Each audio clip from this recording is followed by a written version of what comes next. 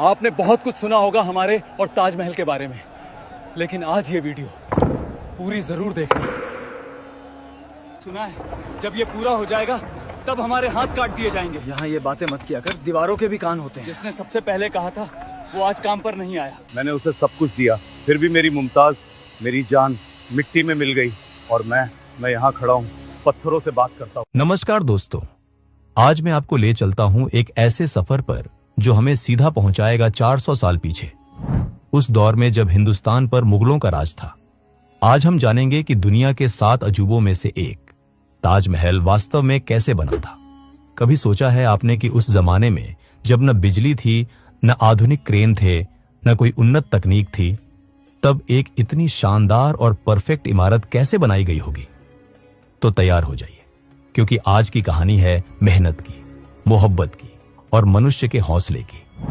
हमारी कहानी शुरू होती है साल 1631 से बुरहानपुर शहर में। यहां पर मुगल सम्राट शाहजहां की सबसे प्यारी बेगम मुमताज महल ने अपने 14वें बच्चे को जन्म देते वक्त अपनी आखिरी सांस ली। कहते हैं कि 2 साल तक शाहजहां गहरे गम में रहे। उनके बाल रात भर में सफेद हो गए। लेकिन इस गम के बीच एक वादा भी जन्म लिया, मुमताज के लिए ऐसी यादगार इमारत बनाना जो दुनिया में कहीं और न हो। एक ऐसी इमारत जो सदियों तक उनकी मोहब्बत की गवाही दे सके। साल 1632 में शाहजहां यमुना नदी के किनारे एक जगह का चुनाव करते हैं। 42 एकड़ में फैली यह जगह इसलिए चुनी गई क्योंकि आगरा फोर्ट के एकदम सामने थी, ताकि शाहजहां अपने महल से इसे देख सके। और सबसे महत्वपूर्ण, यहां की मिट्टी इतनी मजबूत थी कि इतनी भारी इमारत को सालों साल संभाल सके।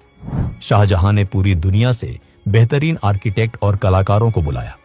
सबसे प्रमुख थे उस्ताद अहमद लाहौरी, मीर अब्दुल करीम जो समग्र डिजाइन संभाल रहे थे, और इस्माइल खान जो तुर्की से आए थे और गुंबद बनाने के माहिर थे। इनके अलावा हजारों स्थानीय कारीगर थे, हर एक अपने हुनर में उस्ताद। 3 महीने तक शाहजहां रोजाना इन आर्किटेक्ट के साथ बैठकर हर एक विवरण पर काम करते रहे। डिजाइन में इस्लामिक वास्तुकला, फारसी शैली के बगीचे और मुगल परंपरा का सुंदर संगम था। एक रोचक बात, ताजमहल की चारों कोने पर जो मीनारें हैं वो बिल्कुल सीधी नहीं है। उन्हें जानबूझकर थोड़ा बाहर की तरफ झुकाया गया है, ताकि भूकंप या हादसे में वो मुख्य इमारत पर गिरने की बजाय बाहर की तरफ गिरे। अब शुरू होता है शायद सबसे मुश्किल काम, निर्माण सामग्री लाना। सफेद संगमरमर आया मकराना से, जो राजस्थान में है और आगरा से लगभग 300 किलोमीटर दूर है। मकराना का मार्बल दुनिया का सबसे बेहतर गुणवत्ता का माना जाता है। बिल्कुल सफेद, चमकदार और थोड़ा पारभासी। पहाड़ों की चोटियों पर मजदूर पत्थर काटते थे। एक एक ब्लॉक का वजन 2 से 3 टन होता था। 1000 हाथी, 200 बैल और हजारों गाड़ियां इस काम में लगी थी। हर हाथी पर 2 से 3 टन मार्बल। गर्मी में तपती रेत, बारिश में कीचड़, हर मौसम में यह काफिला चलता रहा। एक ट्रिप में 2 से 3 हफ्ते लगते थे। लेकिन सिर्फ मार्बल ही नहीं आया। ताजमहल में 28 अलग अलग तरह के कीमती पत्थर उपयोग हुए हैं। जेड चीन से आया, फिरोजा तिब्बत से, नीलम श्रीलंका से, कार्नेलियन बगदाद से, लापिस लाजुली अफगानिस्तान से और कुछ पन्ने कोलंबिया तक से आए थे। यह सचमुच एक अंतर्राष्ट्रीय परियोजना थी। 20,000 मजदूर ये सिर्फ एक संख्या नहीं है, ये 20,000 परिवारों की कहानी है। इनमें 5,000 पत्थर तराशने वाले, 3,000 मास्टर राजमिस्त्री, 2,000 मूर्तिकार, 1,500 सुलेखक और 1,000 जड़ाई विशेषज्ञ थे। यमुना के किनारे अस्थायी गांव बनाए गए थे, जहां ये सब लोग अपने परिवारों के साथ रहते थे। सुबह 4 बजे फज्र की अजान के साथ दिन शुरू होता था। नींव बनाना सबसे पहला और सबसे महत्वपूर्ण काम था। 50 फीट गहरे गड्ढे खोदे गए और उसमें आबनूस और महोगनी जैसी सख्त लकड़ियां भरी गई, क्योंकि यह लकड़ियां पानी में सड़ती नहीं है। ये लकड़ियां आज भी यमुना के पानी के नीचे हैं और पूरे ढांचे को सहारा दे रही है। शाहजहां ने मजदूरों के लिए अच्छे खाने की व्यवस्था की थी। रोजाना ताजा रोटी, दाल, सब्जी और महीने में 2 बार गोश्त मिलता था। कुशल राजमिस्त्रियों को दिन का 1 से 2 रुपये मिलते थे, जो उस दौर में काफी अच्छी तनख्वाह थी। अब आते हैं ताजमहल की असली जान पर, पिएत्रा ड्यूरा। ये एक इतालवी तकनीक है जिसमें रंगीन कीमती पत्थरों को मार्बल में इस तरह फिट किया जाता है कि एक सहज डिजाइन बन जाए। पहले मास्टर सुलेखक मार्बल पर डिजाइन बनाते थे।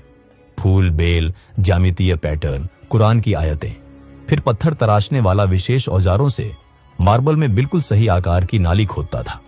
कहीं कहीं 1 इंच के क्षेत्र में 50 से 60 अलग टुकड़े फिट किए गए हैं। हर कीमती पत्थर को अलग से घिसकर सटीक आकार दी जाती थी। फिर पत्थर को नाली में फिट किया जाता था।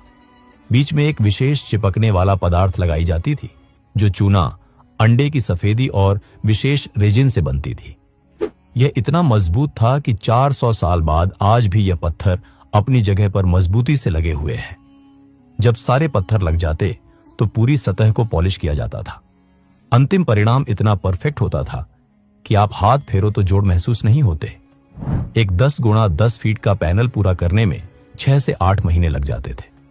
मुख्य द्वार पर कुरान की आयतें लिखी हुई हैं जो फारसी सुलेखक अमानत खान ने लिखी थी। नीचे की आयतें छोटी अक्षरों में हैं और जैसे जैसे ऊपर जाएं अक्षर बड़े होते जाते हैं ताकि जब आप नीचे से देखें तो सारी आयतें एक जैसी आकार की लगें। ताजमहल का गुंबद शायद सबसे चुनौतीपूर्ण हिस्सा था। यह 44 मीटर ऊंचा है और 58 फीट चौड़ा है। सबसे रोचक बात, यह वास्तव में 2 गुंबदों की प्रणाली है। आंतरिक गुंबद लगभग 80 फीट ऊंचा है और बाहरी गुंबद 115 फीट ऊंचा है। दोनों के बीच खाली जगह है। ऐसा इसलिए कि एक ही मोटा गुंबद बहुत भारी होता और अंदर से संतुलित रखना जरूरी था। गुंबद की आधार पर एक ठोस पत्थर और ईंट का 15 फीट मोटा छल्ला है जिस पर पूरा गुंबद टिका है। पूरे गुंबद का वजन लगभग 12,000 टन है। सबसे ऊपर सोने का कलश है, 9 फीट ऊंचा, जिसमें मूल रूप में 40 किलोग्राम सोना उपयोग हुआ था। जब आप ताजमहल के अंदर जाते हैं तो अष्टकोणीय मुख्य कक्ष दिखता है जहां मुमताज महल की समाधि है। यह प्रतीकात्मक है। असली कब्रें नीचे तहखाने में है। मुमताज की समाधि शुद्ध सफेद मार्बल की है जिस पर अविश्वसनीय पिएत्रा ड्यूरा काम है। अल्लाह के 99 नाम अरबी सुलेख में लिखे हैं और फूलों के इतने विस्तृत डिजाइन हैं कि आप घंटों देखते रह सकते हो। शाहजहां की समाधि उसके बगल में है, लेकिन यह मूल योजना में नहीं था।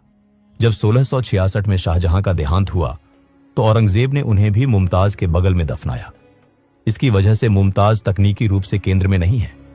समाधियों के चारों तरफ मार्बल की जाली है, एक ही टुकड़े से काटी गई, और गुंबद के अंदर एक प्राकृतिक घटना है। अगर आप केंद्र में खड़े होकर आवाज करें तो 28 सेकंड तक गूंज सुनाई देती है। 20 साल की मेहनत के बाद 1653 में ताजमहल पूर्ण हुआ, लेकिन जिंदगी ने शाहजहां के साथ एक और क्रूर मजाक किया। 1658 में औरंगजेब ने सत्ता के लिए युद्ध किया और शाहजहां को आगरा किले में कैद कर दिया। अंतिम 8 साल उन्होंने उस किले में गुजारे जहां से वो सिर्फ एक खिड़की से ताजमहल को देख सकते थे। रोज सुबह रोज शाम वो उस खिड़की के पास बैठ जाते और यमुना के उस पार अपनी मोहब्बत की यादगार को निहारते। उनकी आंखें कमजोर हो गई थी, सेहत बिगड़ गई थी, लेकिन वो देखना नहीं छोड़ते थे। 1666 में जब शाहजहां इस दुनिया से गए तो औरंगजेब ने उन्हें मुमताज के बगल में दफनाया। आखिरकार वो अपनी मोहब्बत के पास पहुंच गए। तो दोस्तों, ये थी ताजमहल की असली कहानी।